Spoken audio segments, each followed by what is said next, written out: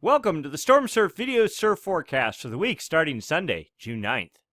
Looking at significant wave heights for the South Pacific Ocean, we see an area of disturbed weather producing, 24, maybe 25-foot seas. But for the most part, this is remnants from a gale that was previously in this area, and a pretty solid gale at that. We'll get into that in a minute. But otherwise, across the South Pacific, no swell-producing seas of any interest are occurring.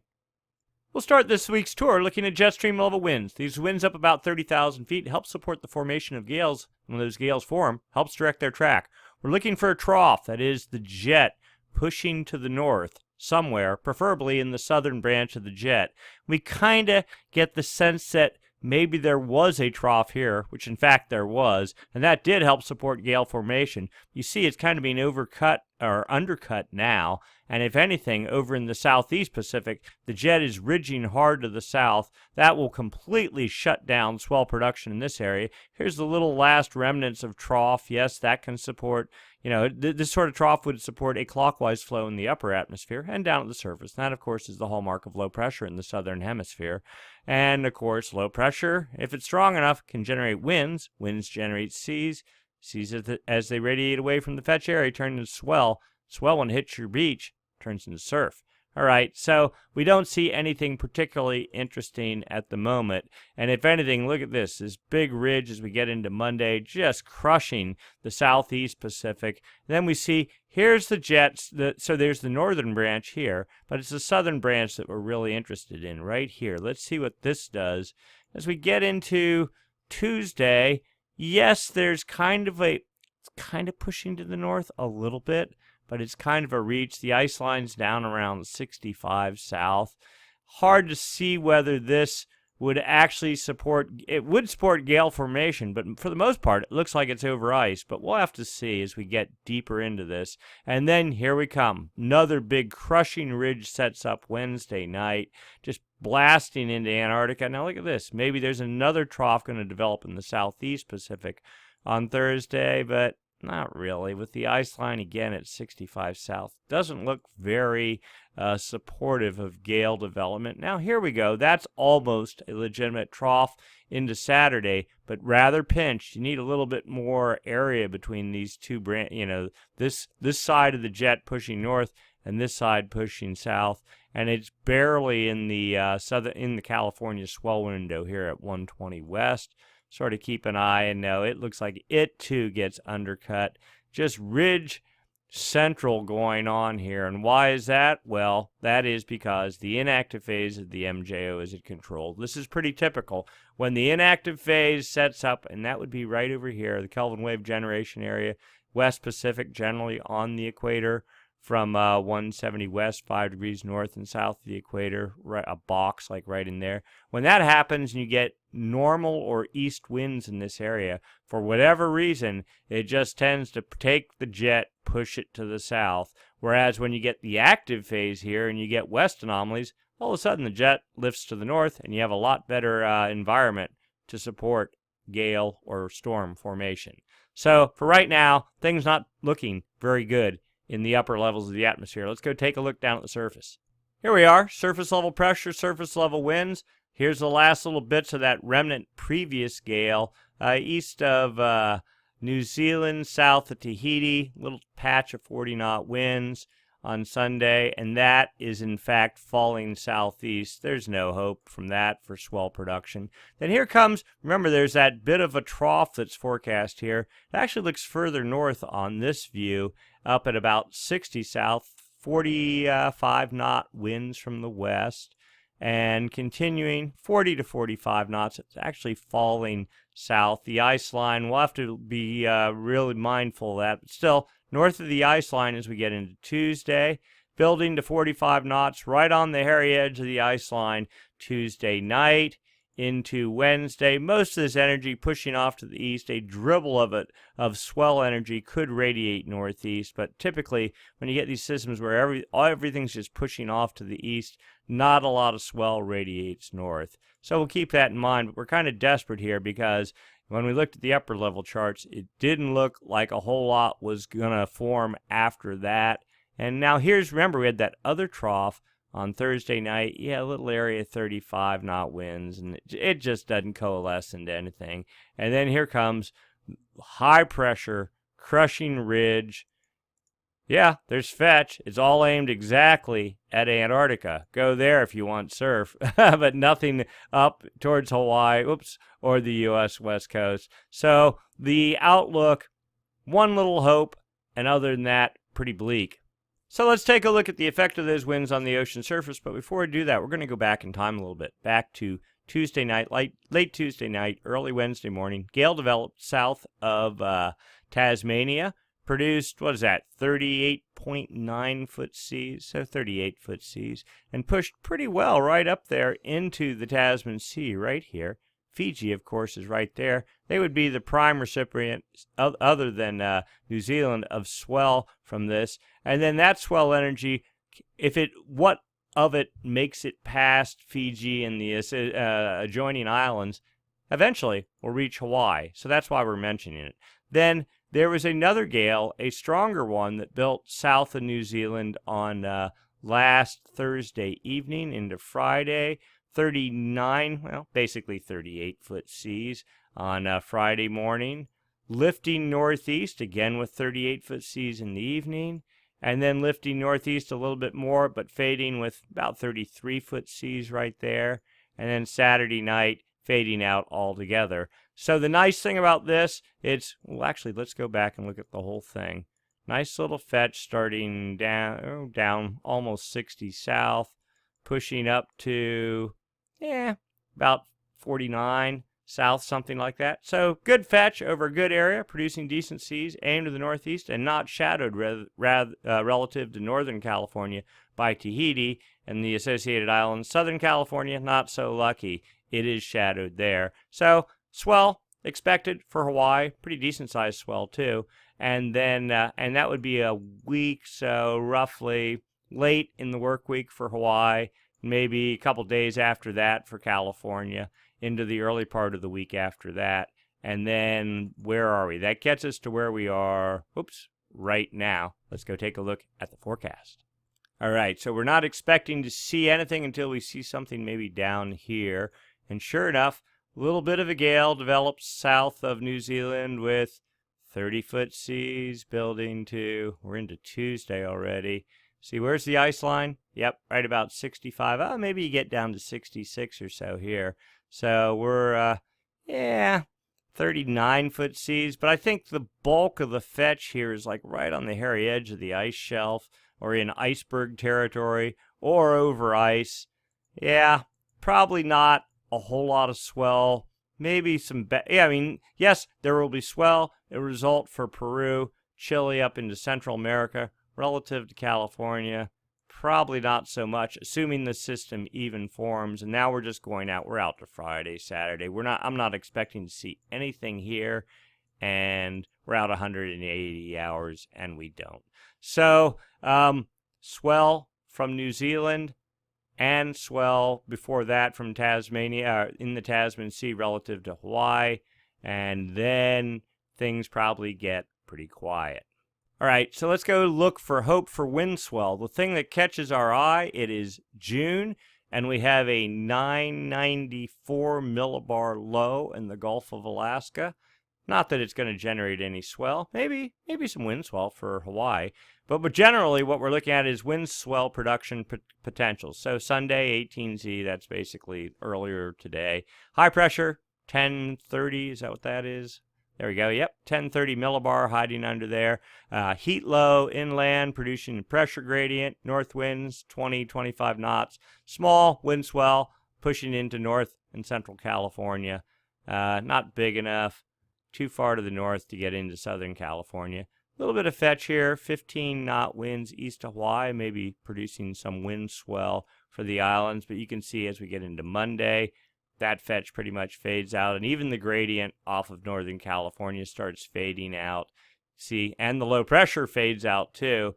And what's the ominous sign here? That we go basically into a slack pattern as we get Tuesday night, Wednesday, Thursday, maybe Friday, a little bit of high pressure starts building. The gradient starts firing up relative to North California. Small area, 25-knot winds off of Cape Mendocino. And as we get into Saturday, reaching down to, what is that, maybe Bodega Bay or so. So, yeah, maybe some small wind swell for the coming weekend, assuming you believe the models. I mean, we're talking, almost a week out, 5-6 days. And then we get into Saturday and Sunday, the same basic thing. And look at this. Supposedly, another solid low pressure moving into the Gulf of Alaska. Wind swell perhaps for Hawaii from it, if it materializes. We'll have to keep our eyes on that. And continuing into almost Monday. Interesting. And more wind swell for California. And maybe a little bit of east wind swell for the east-facing shores of the Hawaiian Islands. So we're definitely into summer here. But the last little bits of what looks like an El Nino-like pattern. It's pretty typical during El Nino years. You get these late season, very late season systems. It's like the North Pacific doesn't know that winter has turned off and it's still trying. The model overhypes it a little bit, but you never know. Maybe there'll be something from it. All right, let's move on. Let's go look out longer term. What's going on with the MJO? Of course, we know it's inactive. And what's going on with the El Nino Southern Oscillation, the El Nino La Nina pattern. As usual, we like to start this portion of the presentation looking for the presence of the active phase of the MJO, and the way we do that is by this chart. This is from the TAO buoy array, series of buoys strung across the equator, used for monitoring the presence of El Nino or La Nina, but you can also get some good clues about the MJO, whether it's active or inactive. So what we're seeing, these are 5-day average winds, pretty strong out of the east over this is the equator, sorry, that's the East Pacific, West Pacific, New Guinea there. You got the lay of the land, there's the date line. So strong east winds over the eastern half of the Pacific equatorial region, and east winds into what we call the Kelvin wave generation area. Again, that area from 70 west, 5 degrees north and south of the equator. Draw a box right in here. You see east winds. So probably not the active phase of the MJO, if anything, the inactive phase. Anomalies, differences from normal for this time of year. Those strong winds, they're about normal, maybe a hair bit stronger than normal. And in the Kelvin wave generation area, little west arrow there, little east arrow, kind of just normal. That's not too bad. If this is an active phase of the MJO, at least according to this chart, it's not very strong. Let's go look at the forecast. Actually, let's take a quick look. 850 millibar wind anomalies. Basically, it's up 4,700 feet. It gives you a good idea what's going on at the surface. Here's the South America, Central America, Australia, New Guinea right there. Kelvin wave generation area, 170. Oh, equator right there. So from here, we're drawing a little box in our mind's eye. This is the area we're monitoring. Looks like east anomalies on June 30th. You see the blue and the east arrows. That continued into the 5th, the 6th, and here's where we are. So it looks like some sort of weak easterly anomaly setup through June 7th. And then this chart is, we've seen this before, there's a whole planet on one chart. The Pacific Ocean roughly from here, about 130 east to about, we'll say 90 west, something like that. But the Kelvin wave generation area between 135 and 170, so between these two tick marks, and you just go straight up from there, from those two spots. You see, we had the active phase of the MJO all of May. The reds and oranges are westerly anomalies. This Kelvin wave, this active phase of the MJO possibly produced a Kelvin wave. We'll get into that in a minute. But then you can see, starting about the end of May, let's say May 28th, looked like the inactive phase of the MJO started setting up in the Kelvin wave generation area. The presence of blues here, that's easterly anomalies. And continuing, here's today, we're somewhere probably about in the peak of the inactive phase, and it's supposed to continue, but you can kind of get the sense that maybe here it'll start ending maybe a week, week and a half out from now. So not horrible. And this makes things look pretty bad, but you look at the buoy array, and it doesn't look like nearly as bad as it looks here. Interesting. So let's go look at the forecast out 2 weeks. Okay, this is outgoing long wave radiation. That is sunlight reflectivity on the ocean surface. Yellows and oranges, means more sunlight reflectivity. That means high pressure. That means the inactive phase of the MJO. And that's today. And it doesn't look very strong at all. 5 days from now, it's supposed to die. The active phase of the MJO is in the Indian Ocean. This, per the statistic model, has the active phase very, very weakly easing into the West Pacific 2 weeks out. I think last week when we looked at this, it was supposed to be a lot stronger. So the active phase looking much less robust than previous iterations of the model. The GEFS model, dynamic model, saying basically the same thing. Weak inactive phase, dying out. Active phase, according to this one, so we'll compare the two here real quick. You can see that versus that dynamic model suggesting the active phase sort of stayed to hold up in the Indian Ocean maritime continent, not making it into the West Pacific. All right, let's dig deeper. Here we go, phase diagram chart. So what are we doing? This tells you where the active phase is very specifically and how strong it is. All right, so assume you're looking down on the North Pole from the top of our planet, and the MJO goes around the equator from west to east, from the Indian Ocean to the maritime continent, the West Pacific, over under the United States, across the Atlantic, over North Africa, back to the Indian Ocean. The heavy dot is where the active phase is. The further away it is from the circle, the stronger it is. So a pretty weak active phase of the MJO on June 8th. You can see where it was, June 5th. First and then back in May. You get the idea.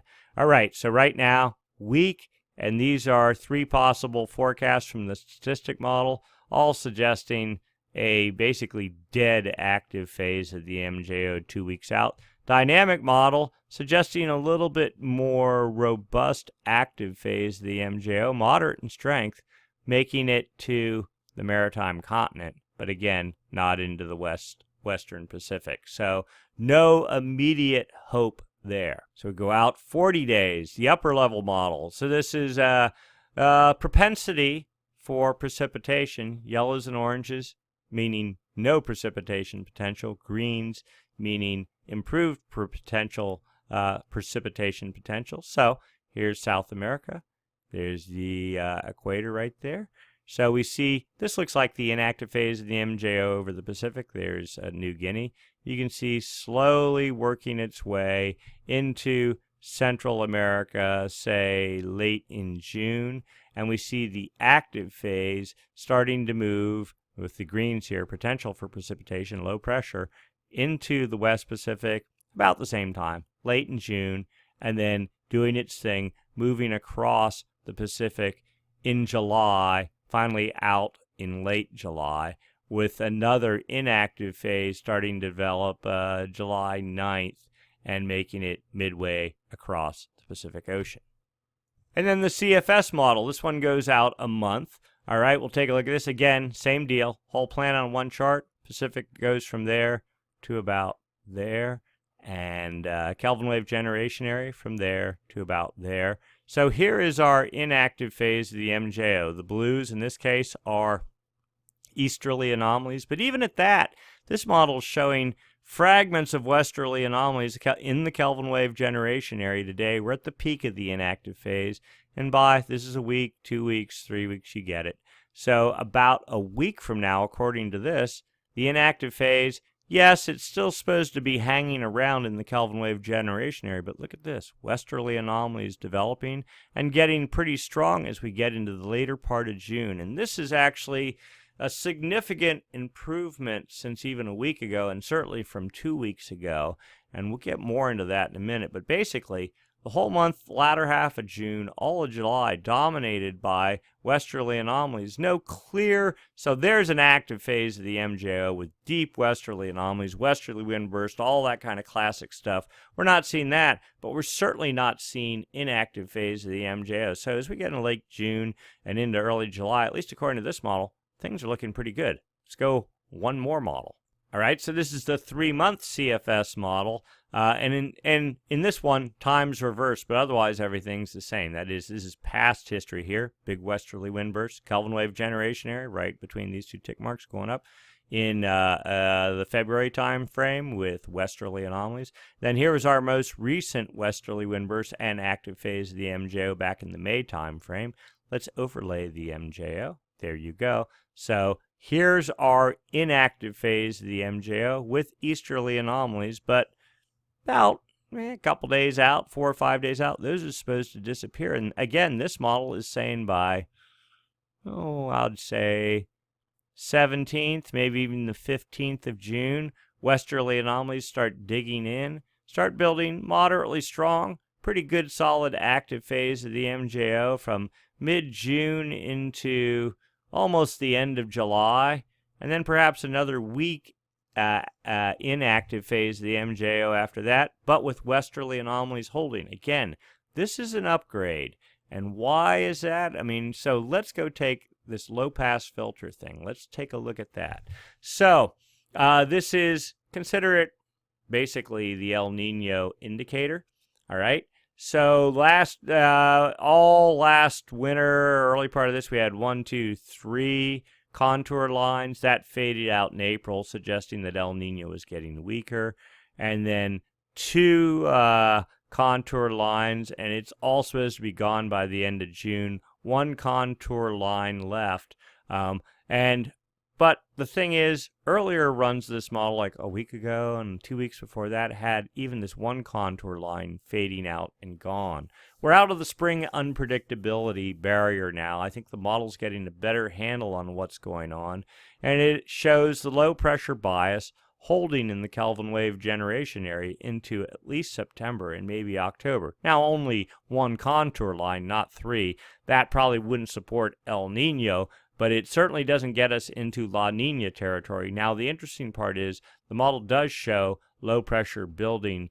This would be in the Indian Ocean, and that would be a classic sign. If you see a dotted line starting to, black dotted line developing here, then that would suggest, sort of like that, that would suggest La Nina building in the Pacific. But we're not seeing that through September, so that gives us some confidence that maybe we're going to be good at least the whole way through fall, because even whenever all this collapses, it's going to be 3 months after that till the atmosphere really responds in kind. So we're hoping that we'll get most of this winter in at least a normal state, if not slightly enhanced from previous El Nino momentum in the atmosphere. But at some point, it's either going to go neutral or go some degree of La Nina. All right, let's go take a look. Let's do an inspection of the ocean at depth. West Pacific here, East Pacific here. These are the anchor lines on the TAA buoy arrays. The X's are the sensors on the anchor lines from that data, and using a little bit of modeling, you can get a sense of the heat profile or temperature profile in the Pacific Ocean. If all your warm water is balled up here and you have cold water here, then that's La Nina. But when you see warm water reaching east as far as it does into basically Ecuador, that suggests El Nino. Right now, we have 30-degree temperatures building at a shallow area here in the West Pacific. This is again increased from last week. Good sign. 29-degree isotherm here. Holding steady. It was 155 last week. It's 156.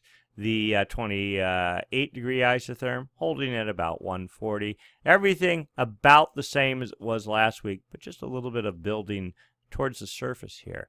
In terms of anomalies, difference from normal for this time of year, we have still warm water, not super warm, but 1 degree above normal at depth, going down 100, 150 meters.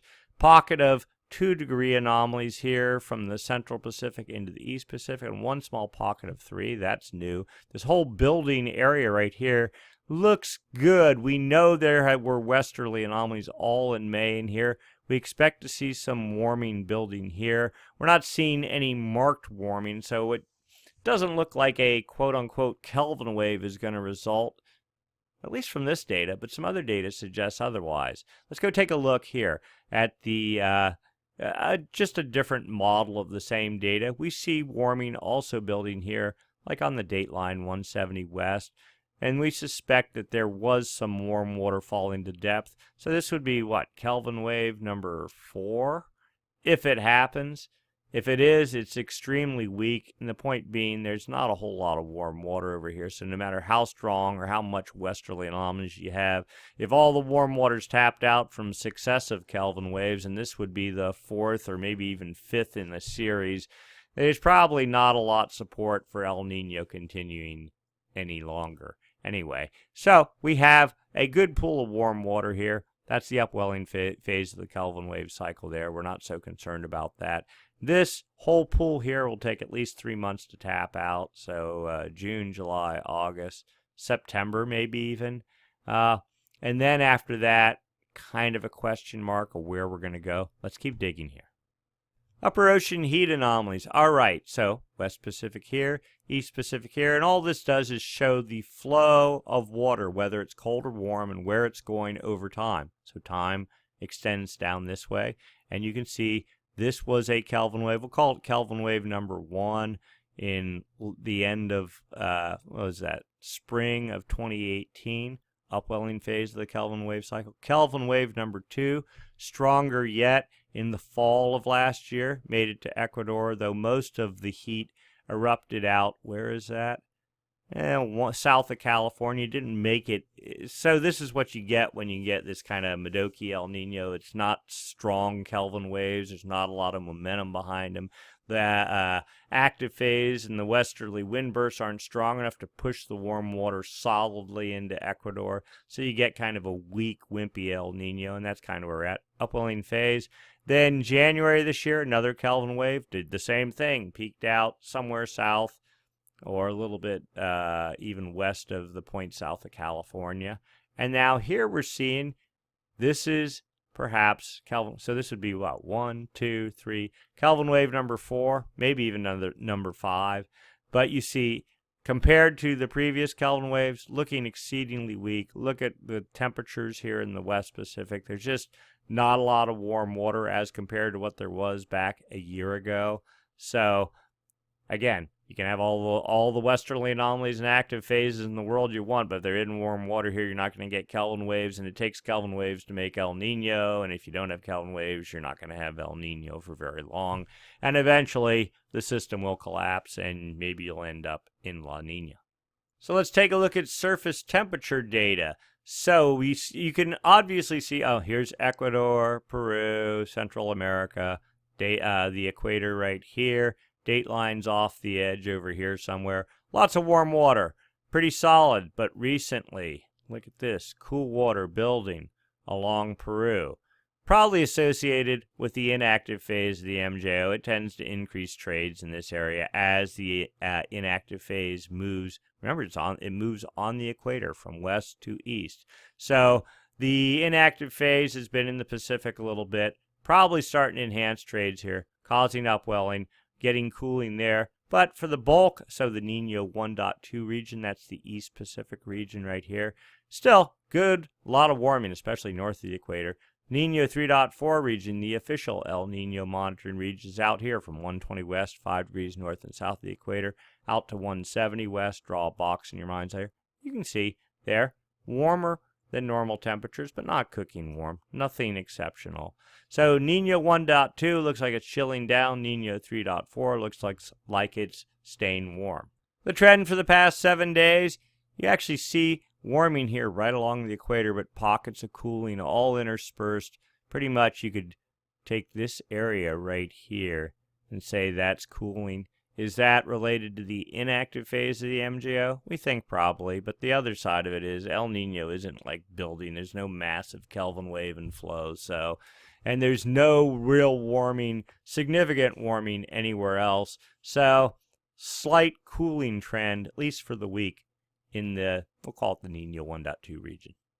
The overview picture here, though, tells a story of, well, all the oceans are warmer than normal. That's no big surprise. We've talked about that before. But specifically in the equator, that's what we're interested in. That's what drives the jet stream. And specifically this area right out in here, it's warmer than normal. Weak El Nino. It's not super strong. We're talking, what, maybe half a degree, maybe 3/4 of a degree. Hard to tell. But warming and staying warm, not going anywhere, at least for the moment. Here's the temperature trend for, the past 3 months in the Nino 1.2 region. Today, temperatures down at almost 0.6, 0.598 of a degree below normal. You can see it's been pretty noisy here, but the trend, not going up or down or anything. I mean, it's just been hovering around normal this entire time for the past 3 months. The Nino 3.4 region, the official El Nino monitoring region today, is at 0.778. That's pretty good. You can see the trend kind of was dipping through the spring, and it kind of bottomed out, and at least for the moment, it appears to be recuperating a little bit. The trend probably for the most part holding steady. If you try to draw a line through all this, be steady at about 0.6 or 0.7 degrees above normal, which is still El Nino territory. What is the effect of these warm waters and the westerly wind bursts and all that on the atmosphere? I mean, in terms of El Nino, is El Nino building or weakening? Well, one way we can monitor this is through the Southern Oscillation Index, difference in pressure between Darwin and Tahiti. When the index is negative for long periods of time and strongly negative, you have El Nino. Negative and not as negative for shorter periods of time, active phase of the MJO. So basically, El Nino is like a very long-running version of the active phase of the MJO. All right, so today, the contribution, barely negative, minus 0.35. But you can sort of look back here, and you can see we've been negative for, probably 18, 20 days, something like that. So we've been in a pretty good run of the active phase of the MJO. We know we're in the inactive phase, so it's no surprise that this is, if anything, should be heading towards positive range. The 30-day average is at minus 9.51, and you can see that's pretty good. I mean, it's been holding negative for the month. It's been negative for quite a while, attributable somewhat to El Nino, but not strongly so. The 90-day average, so this is your MJO index, sort of a lagging indicator suggesting we've been in the active phase of the MJO. We expect this to start rising shortly. The 90-day average is your El Nino monitor, minus 5.78. So not really El Nino. You'd want it to be down around minus 15, but weakly in the direction of El Nino. At least it isn't in the direction of La Nina, otherwise it would be positive. We're just looking back a month. Yeah, we were back at minus 7.87 or so a month ago. We've lost some ground. We expect that we will continue to lose ground, but how much is very much unknown at this point in time. That said, we can look at the CFS model to get a sense of what the sea surface temperatures are going to be, the anomalies in the Nino 3.4 region. And here we are in the June time frame, early June. This model says temperatures should be about 3/4 of a degree above normal. That's about what they are. You can see our El Nino trend started, what was that? Late September last year. You got to have 5 months of half a degree or warmer temperatures in the Nino 3.4 territory. So officially we've reached there, but you can see the temperatures are 3/4 of a degree, maybe a little bit more. During good El Ninos, you're up in the 1.5 to 2 range. Okay, we're nowhere near there. But the interesting part about this, so this model showed temperatures crashing and pretty much returning normal as we got into about January of this coming winter. But now the model has taken a turn more favorable and suggesting temperatures holding dead steady at 3/4 of a degree above normal. I mean, if we had that as we got into January 2020, that would be very good news for the winter. I mean, it's not going to say that you're going to get bombing storms or anything or giant surf or piles of snow, but what it would suggest is that you're not going to be in La Nina. You're not going to have suppressed snow. You're not going to have active contribution to suppressing storm development over the Pacific. So this is a significant upgrade compared to last week and actually for the past month. We'll see whether it holds. The little bit of optimism we have is, again, that low-pressure bias over the date line is supposed to hold longer and a little bit stronger than was expected. And we're out of the spring unpredictability barrier now, just barely. But the model maybe has a little bit more confidence, has better feel for what's going on. We'll take this with a grain of salt, but we all are encouraged somewhat by it.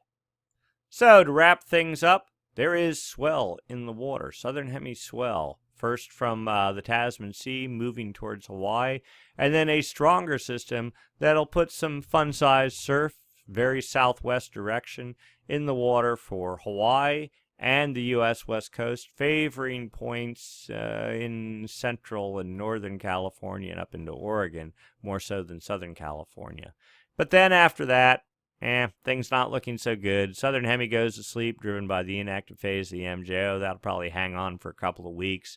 Good time to go take care of business, make some money, do whatever you got to do. Because we suspect as we get into the July time frame, the Pacific will wake up again and we'll be back in business. Long-term outlook, for the moment, looking pretty favorable. Some sort of weak El Nino possibly continuing into the fall and even winter of 2020. Seems a little bit too much to hope for, but any good news we'll take and be happy for it. All right, that's it for this week. We'll do it again next week, same time, same channel. Thanks for watching.